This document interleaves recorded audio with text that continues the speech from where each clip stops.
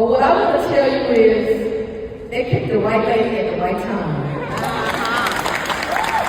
And they are going to continue to be frustrated by the resistance. And the resistance is this: I plan to continue to follow my oath, and I don't really care how many times you threaten me. All right.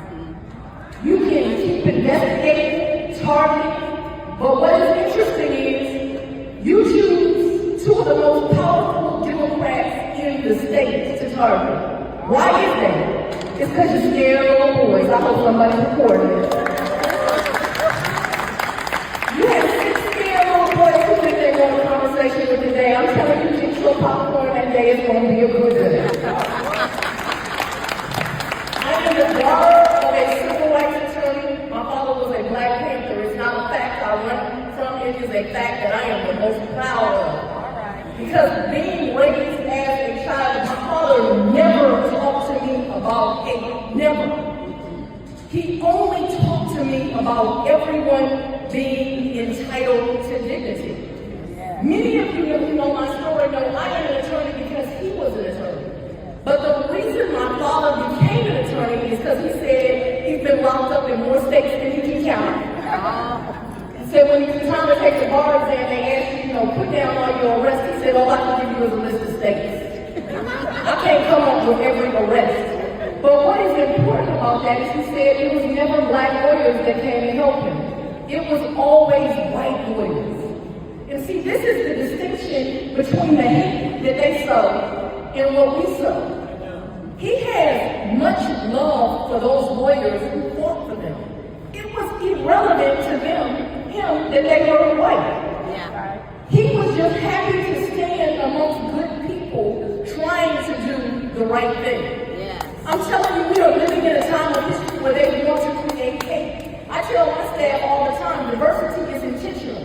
And if you look at my leadership, it looks like the United States. I have white men, white women, Asian men, Asian women. Why? Because they're the best in the business.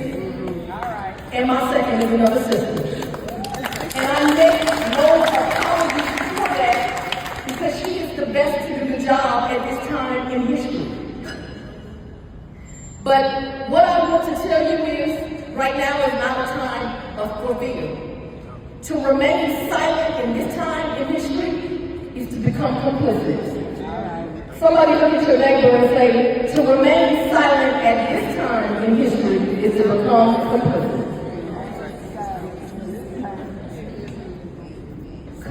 Complicit. That's why I was so proud to be asked by Attorney Briggs of the NAACP to be here. Because what I know is he is fighting for justice. I have to tell you, I've had a lot of people with issues, and they simply scared. There is no other way to put it. But when I call him, he is always willing to stand on the right side for justice. And to have the difficult conversations about what does that look like.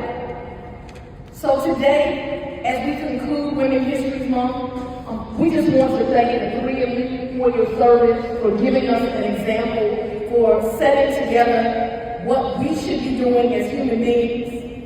And what I want you to begin to do as you go forward is every time they try to make that word DEI an ugly word, you need to tell them that is a beautiful thing. The reason the United States is such a great country is because we are diverse. That is what actually makes us great. And so for them to suggest diversity is an ugly word shows you how cowardly and ugly they are. They have tried to make equality. Now just imagine that. To be treated equally is now something we should be ashamed of. You ought to tell them, no, I stand for equality. And that is not just equality for Black and brown people, but for gay people, for trans people, for people that are in wheelchairs, for people that are handicapped, for people that have learning disabilities. You ought to tell them we're standing for everyone so that we can have equal ability to succeed in this country. And lastly, it will never be an ugly word to be inclusive. All right. And so just watch the examples of these honorees and of our NAACP staff of continuing to fight so that there is inclusivity for all people. Because one thing we know is the NAACP, it does fight for the advancement of colored people, but it fights for the advancement of justice in this country for everyone. And so I'm proud to be asked to be here today, and I am so honored to just be in the same space with you, honorees. Thank